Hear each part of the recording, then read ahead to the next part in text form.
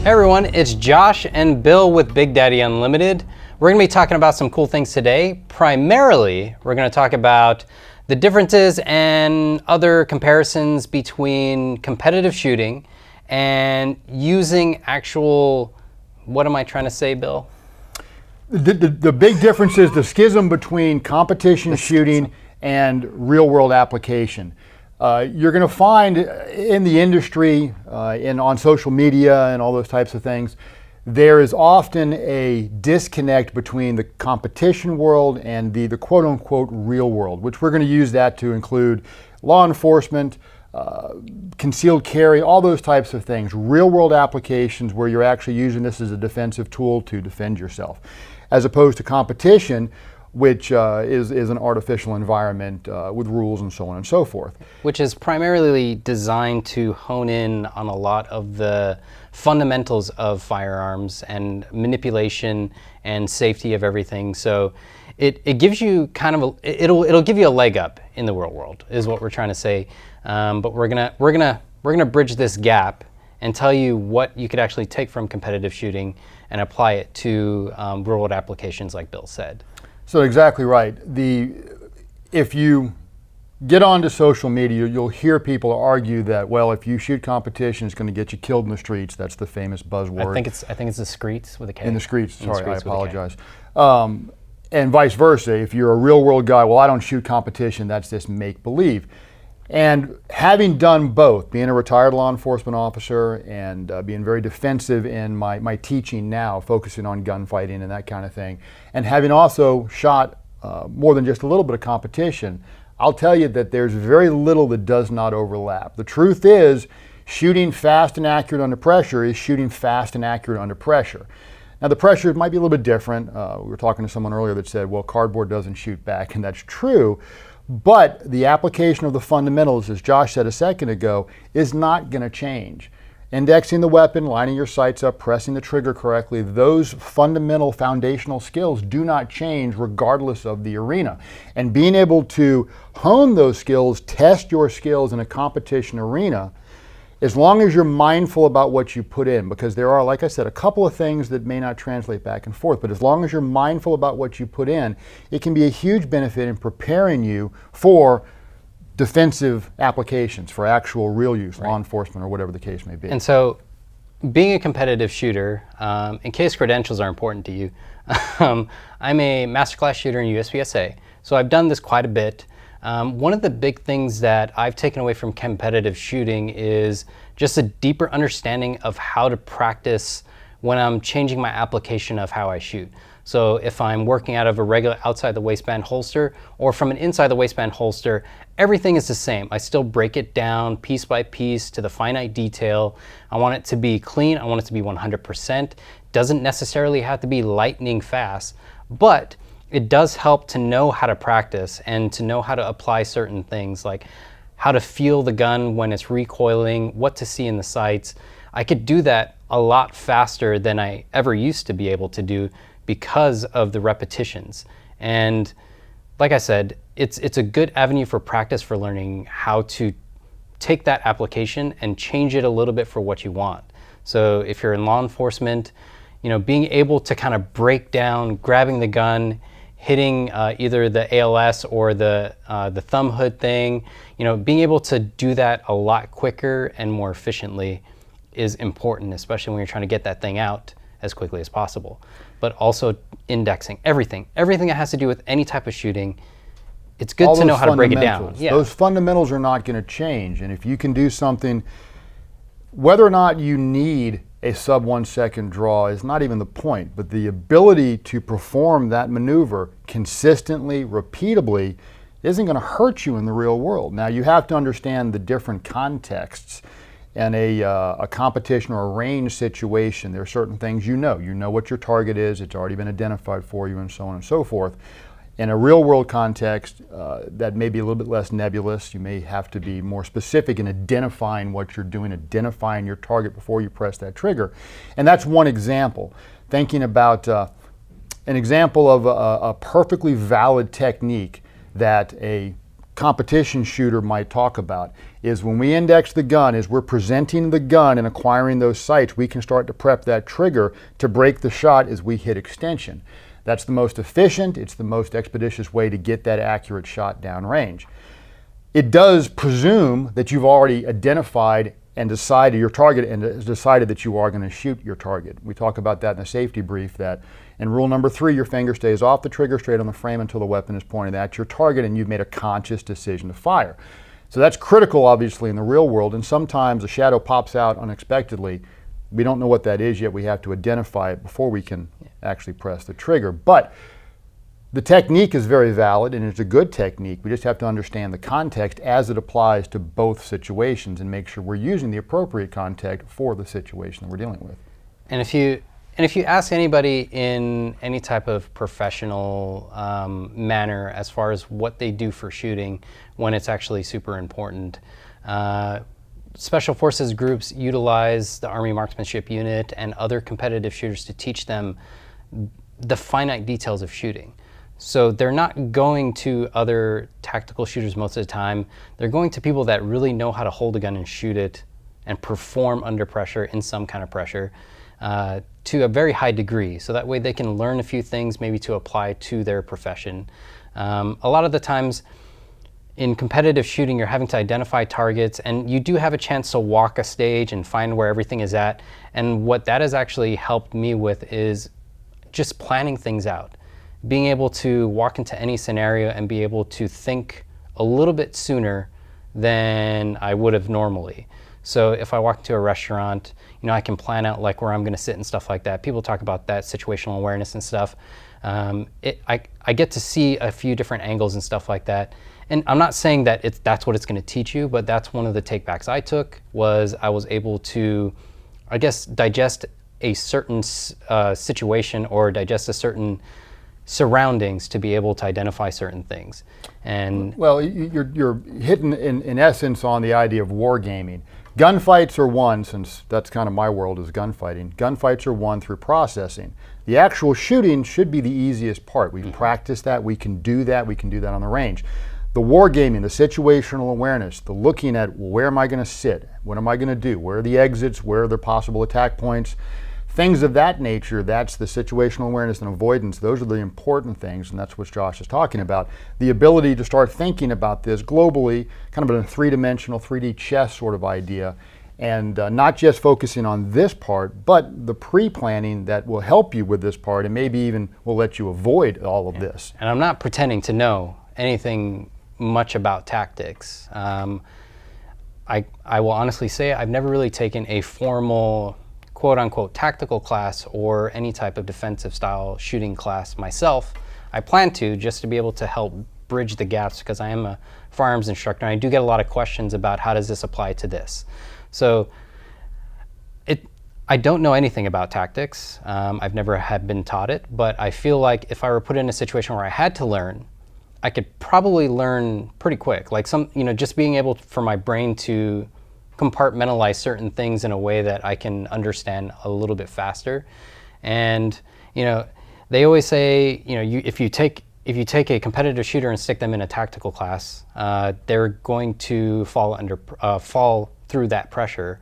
And not that I have firsthand experience, but I feel like most of the time when somebody does take a class like that, they're a little bit more prepared because they don't have to think about the shooting aspect of it, so they can actually take their brain and only think about what they're being taught at the class.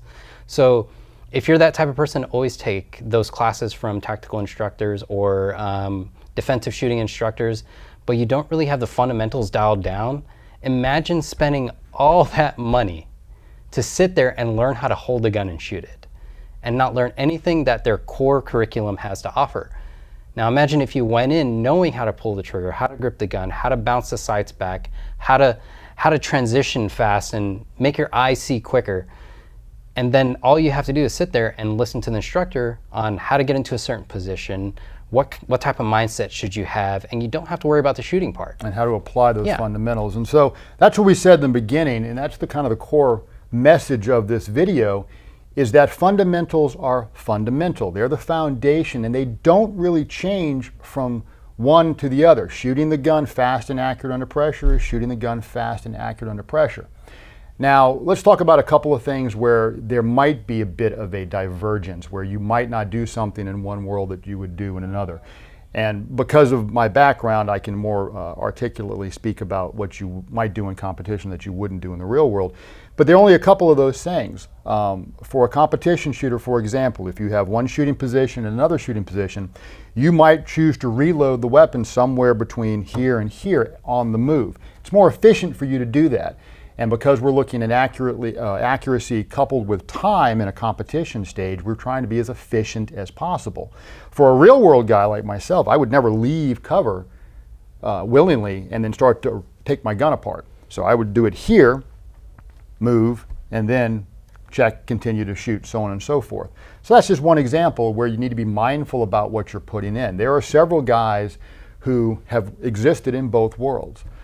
They're high-level military and law enforcement people, and they're high-level competition people, and they can make that that change depending on what they're doing because they're mindful about what they're putting in and what they're getting out. And I know a lot of those guys. I know a lot of people that are top-level competitive shooters winning championships nationwide, sometimes maybe even worldwide, that are, I don't know, 30, 40 years in SWAT team, or their Delta Force, or there's some kind of special force or task force that they work on, and they know the difference between the two. It's not very hard when you actually sit down and think about it. And if you can't tell yourself, if you can't tell yourself to turn certain things off, it's going to be tough for you. But it should be just as easy as I am not shooting at cardboard targets. You have to be mindful about what you're putting in. So it's like you can still be a top-level competitive shooter, but know the differences between both worlds. Yes. And like what Bill was saying, the reload thing, yes, I will either do one of two things from one box to the other. I will either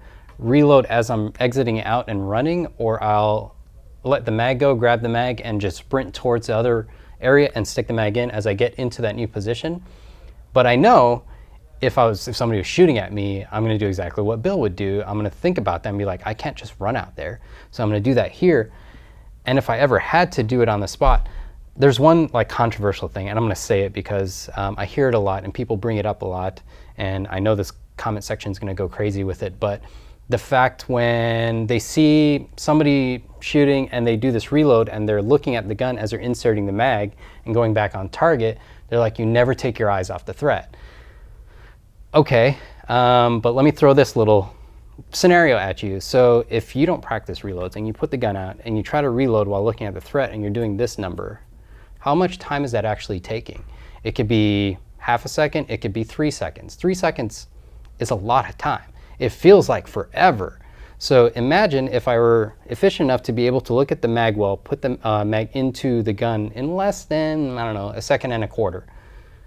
I think that threat's still going to be somewhat there to be able to engage back, and I'm not bringing the gun down out of any workspace or anything like that. And that's kind of the big issue, is that if you look at this from a fundamental perspective, as long as the gun is up in my workspace, this area we talk about up right in front of my eyes, looking right over that muzzle, whether I'm looking at the target and using my peripheral vision to help index the magazine and reload the weapon, or looking at the weapon and indexing and reloading, my peripheral vision is taking that threat into account. Either way. Right. And I will say, like, when I reload, or when some competitive shooters reload, they'll bring it closer to like their chest down here because it's a much shorter distance, which in then turn makes it a little bit quicker. So as soon as I see that mag go in, I'm looking up because I'm looking for my target again. So I'm not waiting for that mag to go all the way in and then doing this. So there are things that you need to train out and to understand, but like I said, this is going to be a controversial thing.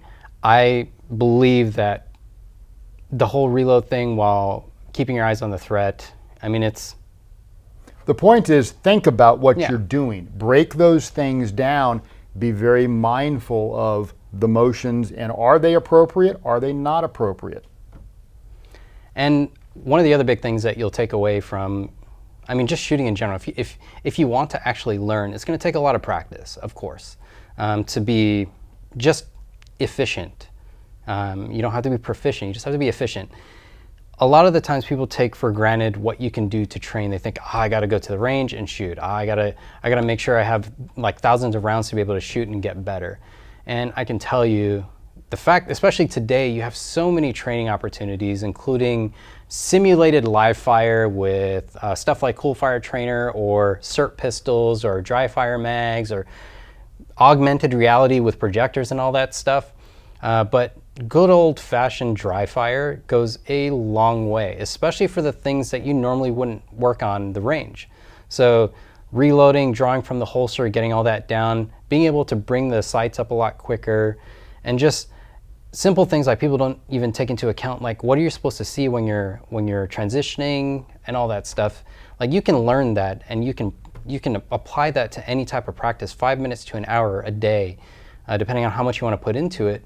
But that's what a lot of the competition stuff taught me, was that if I wanted to be good at something, I had to painstakingly practice over and over and over and over again, no matter how much I hated to do it.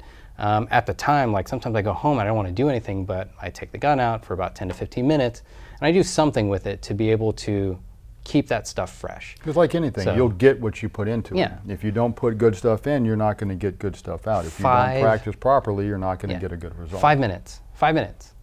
Every day, every other day, 5 minutes is more than not anything at all. So find a good safe place to practice, make sure your gun's clear, and take classes or watch videos of reputable instructors. Reputable. Yeah. That's a big one. So yeah. Vet your instructors. Yeah, vet your instructors heavily. You know, I always tell students when they come to see me, they know nothing about me. So what I'm about to teach them may be something different from what they've already seen, but I try to make sure that I keep an open mind when I'm listening to what they've already learned, and work with that. But I'm not saying I'm the greatest instructor ever, but I know a thing or two, so I try to give as much as I take from learning how to shoot. So find a good instructor. It's important. And it doesn't have to be the super cool Instagram dudes that you, or ladies that you see. It could be somebody at your home range that you don't even know exists. Anything is better than nothing, like I said, but there is that line where it's like something can be worse than nothing with certain instructors. So be careful with who you decide to learn from. So here's the bottom line. If you want to go out and do competition, go do competition. It's a lot of fun. And as long as you put good stuff into it, it can be a very valuable tool to improve your shooting. Competition isn't so much training. It's going to be a litmus test to validate your training that you're doing, your practice you're doing elsewhere. But it can be very valuable. Just pay attention to the context of what's going on. And don't worry about what people say on the internet about, oh, that's going to get you killed. That's not the case. I've done both. I've done both extensively, more real world stuff than competition, but I've done enough competition to know what I'm talking about. It's a good way to test, is what I'm doing efficient? Am I getting my good hits? Am I running the gun effectively? When you're doing your real world practice, just be mindful of those small things that may be a little bit different, but don't worry about it too much. Don't get wrapped around the axle. Go off and just, the point is, train hard and stay safe. And think of it this way. If anything, competitive shooting can be probably the most cost-effective type of training that you can get. You don't have to pay an instructor to get instruction, because most of the people, when you go into a competitive shooting match, they want to teach you something. They want you to actually succeed. They want you to get better, mostly because of safety thing, but there are people there that you can ask questions like, why do you reload like that? Why do you pull the gun out like that? Like, you can ask these people questions, and sometimes you even get unsolicited advice, which is sometimes fun, and maybe wrong, but it depends. So the fact that you can go into a match and learn something with only paying $20 and maybe like, I don't know, $25 worth of ammo, that's pretty cheap in my book, instead of taking a $5,000 class for 3 days and then you do nothing for the rest of the year. So at least this can be done year long, and still probably going to be a little bit cheaper than taking $5,000. I need to change my rates. But yeah, so to encapsulate everything that we just went over, training is training. Get out there and do it. Don't worry about what anybody else says unless it's actually wrong.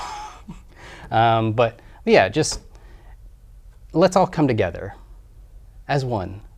and help each other out. That's all we're asking. Well, that's it for us. My name is Josh. This is Bill. See you later. Y'all stay safe.